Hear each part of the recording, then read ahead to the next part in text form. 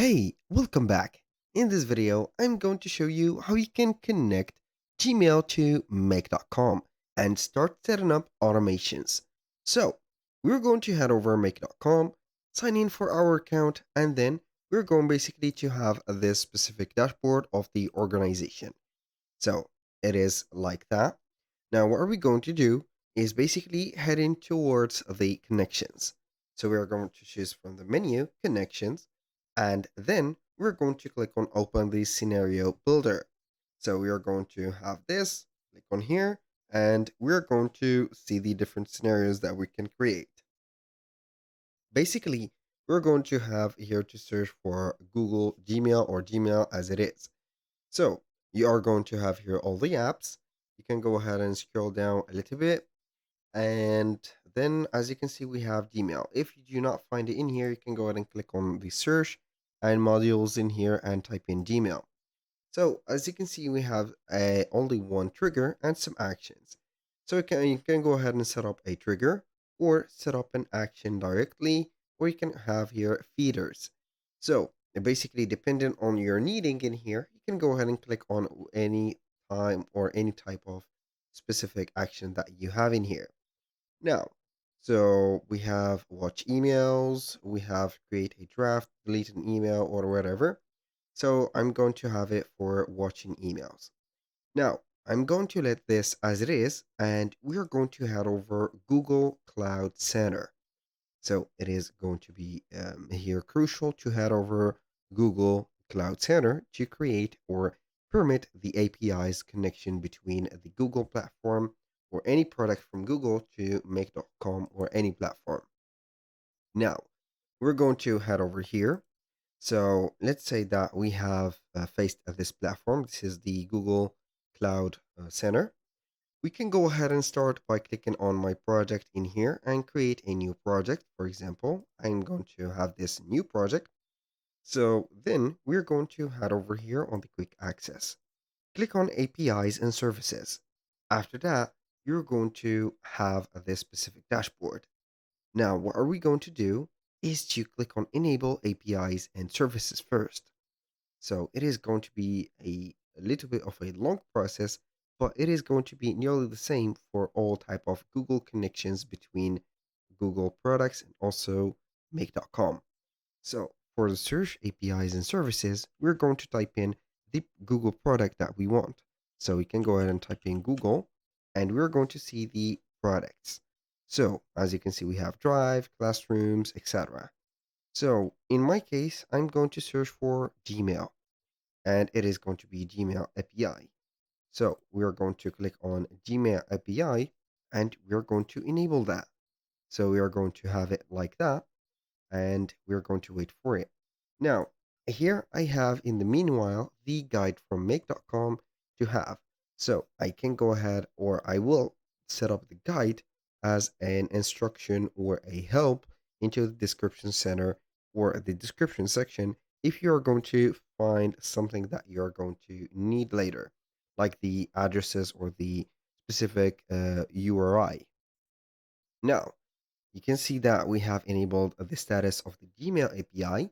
Now, what are we going to do basically is to click on OAuth consent screen. We're going to click on it and we're going to click on get started.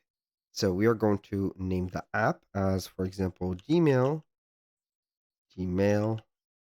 to, for example, let's say here, make. So we can go ahead and have the support email. I'm going to have the support email.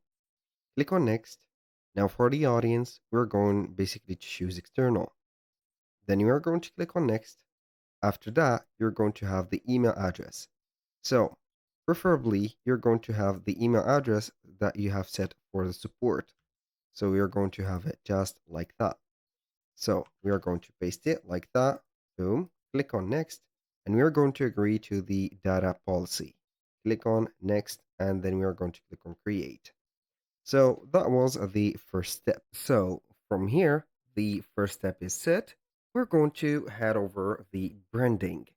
Click on the branding and we're going to see the app information and etc. Now, aside from the app logo and everything, we're going to head over the app domain, or we're going to have here the authorized domain. So we're going to add two domains. We're going to head over the guide of make.com. We're going to have here the domain of like that. We're going to add this one, basically make.com like that. And the second one is going to be integromat.com. So you can find them right here. Now, what we're going to do is to click on save. And then we have finished the second step. Now, moving on to the third step, which is going to be consisting of visiting the data access. Click on data access, and now we are going to basically add or remove scopes. Basically, it is going to be an empty scope. We are going to add some scopes. So we're going to here filter some scopes by heading over the guide again, and we're going to see on the 10th, as you can see here, step, we're going to have this scope, two type of scopes. We're going to have this scope, so we can go ahead and type in this scope and add it like that. And also, you can go ahead and have the other scope of this, which is going to be reading or reading the user information email. You can go ahead and type it just like that, and you're going to have it right away. So normally it is going to be like that. So normally we are going to have it like this. I think that we have made a wrong something, so I'm going to copy the port of it, which is going to be this. I have added that, I think. I don't know if it has added it or not.